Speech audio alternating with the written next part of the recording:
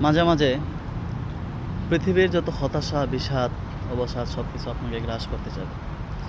মনে হবে যে পৃথিবীর সমস্ত কিছু আপনার বিপক্ষে। সবারই মনে হয়, পৃথিবীতে এমন কেউ নাই যে যার এরকম মনে হয় না। কিন্তু দিন শেষে একটা কথা হচ্ছে যে আপনার জন্য আপনিই আছেন। অর্থাৎ পৃথিবীতে টিকে থাকার লড়াইটা আপনার নিজের জন্য করতে হবে।